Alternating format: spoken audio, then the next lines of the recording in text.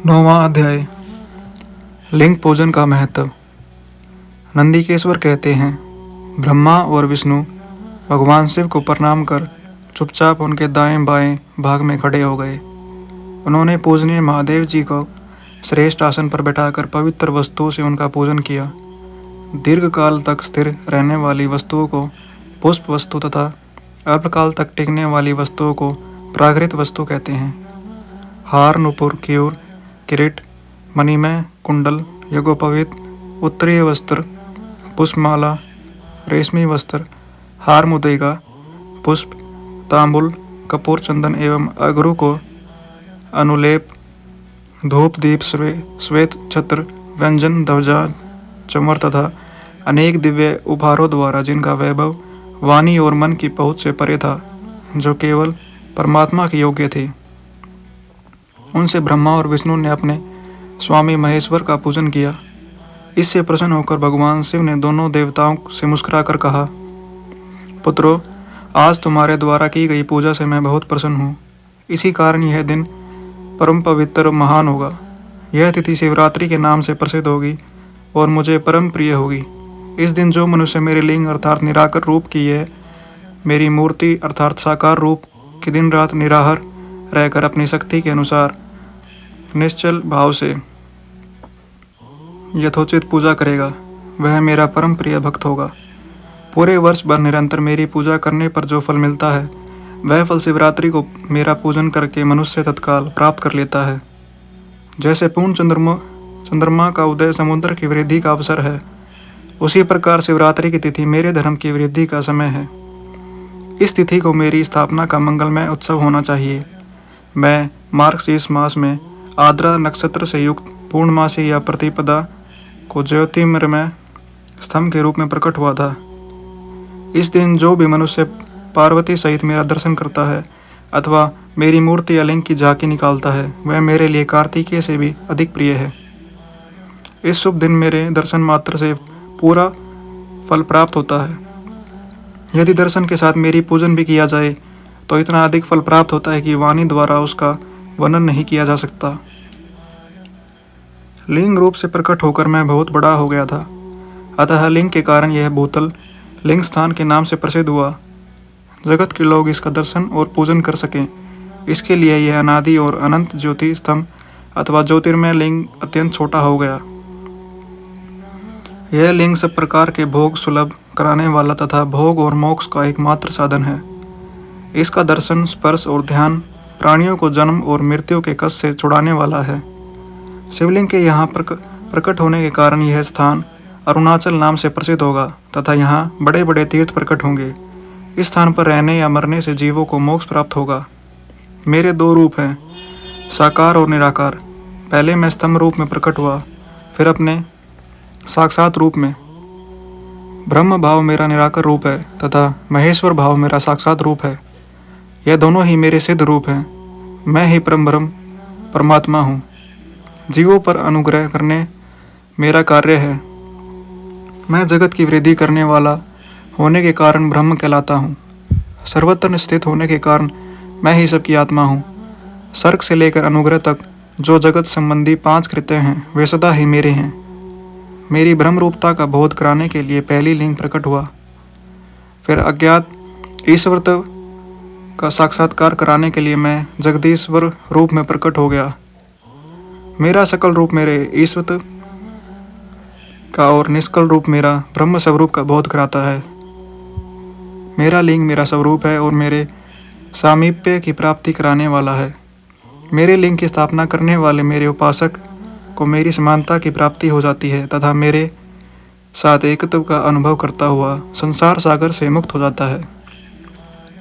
वह जीते जी परमानंद की अनुभूति करता हुआ शरीर का त्याग कर शिवलोक को प्राप्त होता है, अर्थात मेरा ही स्वरूप हो जाता है। मूर्ति की स्थापना लिंग की अपेक्षा गौण है।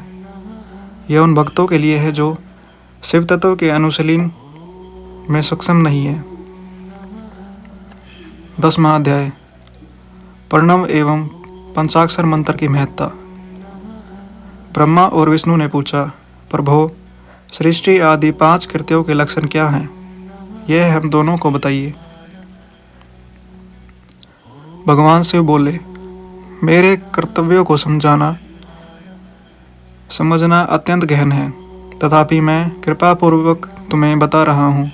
सृष्टि, पालन, संहार, तिरोभाव और अनुग्रह मेरे जगत संबंधी 5 कार्य हैं जो नित्य सिद्ध हैं। संसार की रचना का आरंभ सृष्टि कहलाता है। मुझसे पालित होकर सृष्टि का सुस्थिर रहना उसका पालन है, उसका विनाश ही संहार है। प्राणों के उत्क्रमण को तिरोभाव कहते हैं। इन सब से छुटकारा मिल जाना ही मेरा अनुग्रह अर्थात मोक्ष है। ये मेरे 5 कृत्य हैं। सृष्टि आदि 4 कृत्य संसार का विस्तार करने वाले हैं। 5वां कृत्य मोक्ष का है। मेरे भक्तजन इन 5 कार्यों को 5 भूतों में देखते हैं। सृष्टि धरती पर, स्थिति जल में, संहार अग्नि में, तिरोभाव वायु में और अनुग्रह आकाश में स्थित हैं। पृथ्वी से सबकी सृष्टि होती है, जल से वृद्धि होती है, आग सबको जला देती है, वायु एक स्थान से दूसरे स्थान पर ले जाती है और आकाश सबको अनुग्रहित करता है। इन 5 कृत्यों का भार वहन करने के लिए ही मेरे 5 मुख हैं। 4 दिशाओं में 4 मुख और इनके बीच में 5वां मुख है। पुत्रों, तुम दोनों ने मुझे तपस्या से प्रसन्न कर सृष्टि और पालन 2 कार्य प्राप्त किए हैं। इसी प्रकार मेरी विभूति स्वरूप रुद्र और महेश्वर ने संहार और तिरोभाव कार्य मुझसे प्राप्त किए हैं, परंतु मोक्ष में स्वयं प्रदान करता हूँ। मैंने पूर्व काल में अपने सर्वभूत मंत्र का उपदेश किया है, जो ओंकार रूप से प्रसिद्ध है। यह मंगलकारी मंत्र है। सर्वप्रथम मेरे मुख से ओंकार प्रकट हुआ, जो मेरे स्वरूप का बोध कराता है।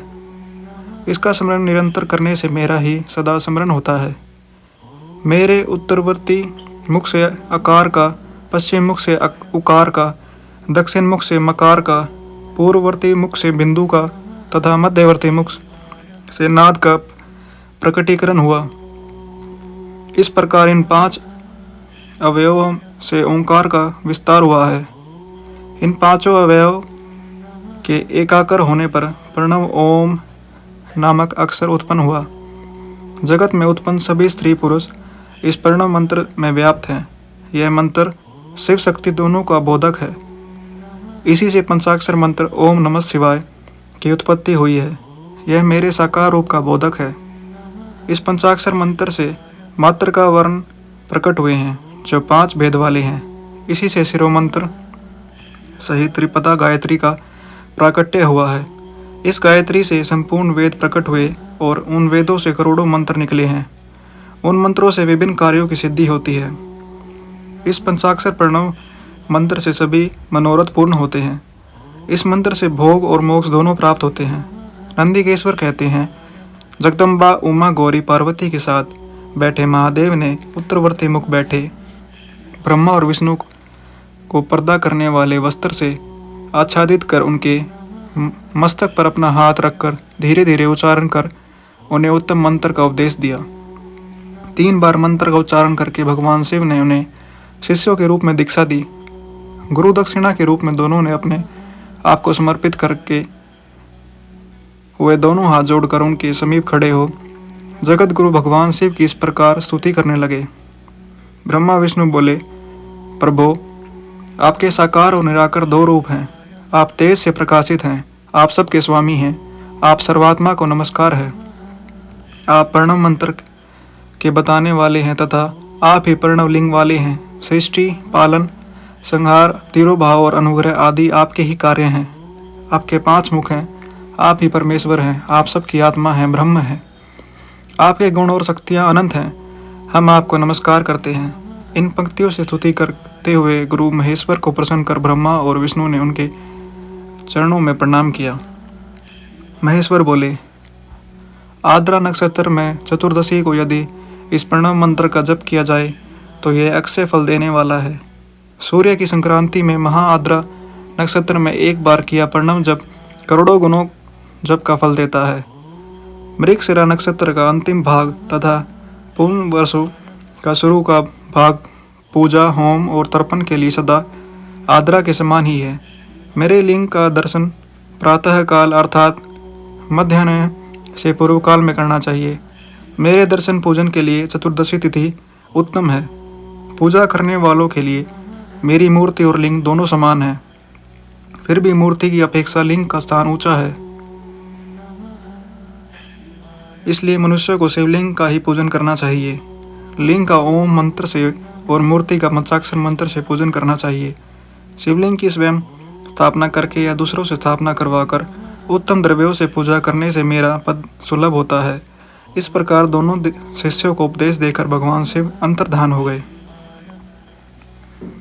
11वां अध्याय, शिवलिंग की स्थापना और पूजन विधि का वर्णन। ऋषियों ने पूछा, सूत जी, शिवलिंग की स्थापना कैसे करनी चाहिए तथा उसकी पूजा कैसे, किस काल में तथा किस द्रव्य द्वारा करनी चाहिए। सूत जी ने कहा, महर्षियों, मैं तुम लोगों के लिए इस विषय का वर्णन करता हूँ। इसे ध्यान से सुनो और समझो। अनुकूल एवं शुभ समय में किसी पवित्र तीर्थ में, नदी के तट पर, ऐसी जगह पर शिवलिंग की स्थापना करनी चाहिए जहाँ रोज पूजन कर सके। पार्थिव द्रव्य से, जलमय द्रव्य से अथवा तेजस द्रव्य से पूजन करने से उपासक को पूजन का पूरा फल प्राप्त होता है। शुभ लक्षणों से मैं पूजा करने पर यह तुरंत फल देने वाला है। चल प्रतिष्ठा के लिए छोटा शिवलिंग श्रेष्ठ माना जाता है। अचल प्रतिष्ठा हेतु बड़ा शिवलिंग अच्छा रहता है। शिवलिंग की पीठ सहित स्थापना करनी चाहिए। शिवलिंग की पीठ गोल, चौकोर, त्रिकोण अथवा खाट के पाए की भांति ऊपर नीचे मोटा और बीच में पतला होना चाहिए। ऐसा लिंग पीठ महान फल देने वाला होता है। पहले मिट्टी अथवा लौह से शिवलिंग का निर्माण करना चाहिए। जिस द्रव्य से लिंग का निर्माण हो उसी से उसका पीठ बनाना चाहिए। यही अचल प्रतिष्ठा वाले शिवलिंग की विशेषता है। चल प्रतिष्ठा वाले शिवलिंग में लिंग में व प्रतिष्ठा एक ही तत्व से बनानी चाहिए। लिंग की लंबाई स्थापना करने वाले मनुष्य के 12 उंगल के बराबर होनी चाहिए। इससे कम होने पर फल भी कम प्राप्त होता है, परंतु 12 उंगल से लंबाई अधिक भी हो सकती है। चल लिंग में लंबाई स्थापना करने वाले 1 अंगुल के बराबर होनी चाहिए, उससे कम नहीं। यजमान को चाहिए कि पहले वह शिल्प शास्त्र के अनुसार देवालय बनवाए तथा उसमें सभी देवगणों की मूर्ति स्थापित करे। देवालय का गर्भगृह सुंदर, सुदृढ़ और स्वच्छ होना चाहिए। उसमें पूर्व और पश्चिम में 2 मुख्य द्वार हों। जहाँ शिवलिंग की स्थापना करनी हो उस स्थान के गर्त में नीलम, लाल वैद्य, श्याम, मरकत, मोती, मूंगा, गोमेद और हीरा, इन 9 रत्नों को वैदिक मंत्रों के साथ छोड़ें। 5 वैदिक मंत्रों द्वारा 5 स्थानों से पूजन करके अग्नि में आहुति दें और परिवार सहित मेरी पूजा करके आचार्य का धन से तथा भाई बंधुओं को मनचाही वस्तु से संतुष्ट करें। याचकों को स्वर्ण, ग्रह एवं भू संपत्ति तथा गायें आदि प्रदान करें। स्थावर जंगम सभी जीवों को यत्न पूर्वक संतुष्ट कर एक गड्ढे में सुवर्ण तथा 9 प्रकार के रत्न भरकर वैदिक मंत्रों का उच्चारण करके परम कल्याणकारी महादेव जी का ध्यान करें। तत्पश्चात नाद घोष से युक्त महामंत्र ओंकार ओम का उच्चारण करके गड्ढे में पीठ युक्त शिवलिंग की स्थापना करें। वहाँ परम सुंदर मूर्ति की भी स्थापना करनी चाहिए तथा भूमि संस्कार की विधि जिस प्रकार शिवलिंग के लिए की गई है उसी प्रकार मूर्ति की प्रतिष्ठा भी करनी चाहिए। मूर्ति की स्थापना अर्थात प्रतिष्ठा पंचाक्षर मंत्र से करनी चाहिए। मूर्ति को बाहर से भी लिया जा सकता है, परंतु वह साधु पुरुषों द्वारा पूजित हो। इस प्रकार शिवलिंग व मूर्ति द्वारा की गई महादेव जी की पूजा शिवपद प्रदान करने वाली है। स्थावर और जंगम से लिंग भी 2 तरह का हो गया है। वृक्ष लता आदि को स्थावर लिंग कहते हैं और कृमि कीट आदि को जंगम लिंग। स्थावर लिंग को सींचना चाहिए तथा जंगम लिंग को आहार एवं जल देकर तृप्त करना चाहिए। यूं चराचर जीवों को भगवान शंकर का प्रतीक मानकर उनका पूजन करना चाहिए। इस तरह महालिंग की स्थापना करके विविध उपचारों द्वारा उसका रोज पूजन करें तथा देवालय के पास ध्वजारोहण करें। शिवलिंग साक्षात शिव का पद प्रदान करने वाला है। आवाहन, आसन, अध्र्य, पाद्य, पाद्यांग, आचमन, स्नान, वस्त्र, यज्ञोपवीत, गंध, पुष्प, धूप, दीप, नैवेद्य, तांबूल, समर्पण, निराजन, नमस्कार और विसर्जन से ये 16 उपचार हैं। इनके द्वारा पूजन करें। इस तरह किया गया भगवान शिव का पूजन शिवपद की प्राप्ति कराने वाला है। सभी शिवलिंगों की स्थापना के उपरांत, चाहे वे मनुष्य द्वारा स्थापित, ऋषियों या देवताओं द्वारा अथवा अपने आप प्रकट हुए हों, सभी का उपयुक्त विधि से पूजन करना चाहिए, तभी फल प्राप्त होता है। उसकी परिक्रमा और नमस्कार करने से शिवपद की प्राप्ति होती है। शिवलिंग का नियम पूर्वक दर्शन भी कल्याणकारी होता है। मिट्टी, आटा, गाय के गोबर, फूल, कनेर, पुष्प, फल, गुड़, मक्खन, भस्म अथवा अन्न से शिवलिंग बनाकर प्रतिदिन पूजन करें तथा प्रतिदिन 10,000 प्रणव मंत्रों का जाप करें अथवा दोनों संध्याओं के समय 1 सहस्त्र प्रणव मंत्रों का जाप करें। इससे भी शिव पद की प्राप्ति होती है। जब काल में प्रणव मंत्र का उच्चारण मन की शुद्धि करता है। नाद और बिंदु से युक्त ओंकार को कुछ विद्वान समान प्रणव कहते हैं। प्रतिदिन 10,000 पंचाक्षर मंत्र का जाप अथवा दोनों संध्याओं को 1 सहस्त्र मंत्र का जाप शिव पद की प्राप्ति कराने वाला है। सभी ब्राह्मणों के लिए प्रणव से युक्त पंचाक्षर मंत्र अति फलदायक हैं। कलश से किया स्नान, मंत्र की दीक्षा, मातृकाओं का न्यास, सत्य से पवित्र अंतःकरण ब्राह्मण तथा ज्ञानी गुरु सभी को उत्तम माना गया है। पंचाक्षर मंत्र का 5 करोड़ जाप करने से मनुष्य भगवान शिव के समान हो जाता है।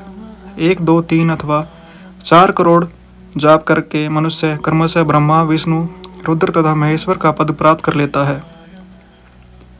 यदि 1000 दिनों तक प्रतिदिन 1 सहस्त्र जाप पंचाक्षर मंत्रों का किया जाए और प्रतिदिन ब्राह्मण को भोजन कराया जाए तो इससे अभीष्ट कार्य की सिद्धि होती है। ब्राह्मण को प्रतिदिन प्रातःकाल 1008 बार गायत्री मंत्र का जाप करना चाहिए, क्योंकि गायत्री मंत्र शिव पद की प्राप्ति कराता है। वेद मंत्रों और वैदिक सूक्तियों का भी नियम से जाप करें। अन्य मंत्रों से जितने अक्षर हैं उनके उतने लाख जाप करें। इस प्रकार यथाशक्ति जाप करने वाला मनुष्य मोक्ष प्राप्त करता है। अपनी पसंद से कोई एक मंत्र अपनाकर प्रतिदिन उसका जाप करें अथवा ओम का नित्य 1 सहस्त्र जाप करें। ऐसा करने से संपूर्ण मनोरथों की सिद्धि होती है। जो मनुष्य भगवान शिव के लिए फुलवाड़ी या बगीचे लगाता है तथा शिव मंदिर में झाड़ने बुराने का सेवा कार्य करता है, ऐसे शिव भक्त को पुण्य में कर्म की प्राप्ति होती है। अंत समय में भगवान शिव उसे मोक्ष प्रदान करते हैं। काशी में निवास करने से भी योग और मोक्ष की प्राप्ति होती है। इसलिए आमरण भगवान शिव के क्षेत्र में निवास करना चाहिए। उस क्षेत्र में स्थित बावड़ी, तालाब, कुआं और पोखर को शिवलिंग समझकर वहां स्नान, दान और जाप करके मनुष्य भगवान शिव को प्राप्त कर लेता है। जो मनुष्य शिव के क्षेत्र में अपने किसी मृत संबंधी का दशा, मासिक श्राद्ध अथवा वार्षिक श्राद्ध करता है अथवा अपने पितरों का पिंड देता है, वह तत्काल सभी पापों से मुक्त हो जाता है और अंत में शिवपद प्राप्त करता है। लोक में अपने वर्ण के अनुसार आचरण करने व सदाचार का पालन करने से शिवपद की प्राप्ति होती है। निष्काम भाव से किया गया कार्य अभिष्ट फल देने वाला एवं शिवपद प्रदान करने वाला होता है। दिन के प्रातः, मध्याह्न और सायं 3 विभाग होते हैं। इनमें सभी को एक एक प्रकार के कर्म का प्रतिपादन करना चाहिए। प्रातः काल रोजाना दैनिक शास्त्र धर्म, मध्याह्न सकाम कर्म तथा सायंकाल शांति कर्म के लिए पूजन करना चाहिए। इसी प्रकार रात्रि में 4 प्रहर होते हैं। उनमें से बीच के 2 प्रहर निशित काल कहलाते हैं। इसी काल में पूजा करनी चाहिए, क्योंकि यह पूजा अभिष्ट फल देने वाली है। कलयुग में कर्म द्वारा ही फल की सिद्धि होगी। इस प्रकार विधि पूर्वक और समयानुसार भगवान शिव का पूजन करने वाले मनुष्य को अपने कर्मों का पूरा फल मिलता है। ऋषियों ने कहा, सूत जी, ऐसे पुण्य क्षेत्र कौन कौन से हैं जिनका आश्रय लेकर सभी स्त्री पुरुष शिवपद को प्राप्त कर लें? कृपया करें हमें बताइए।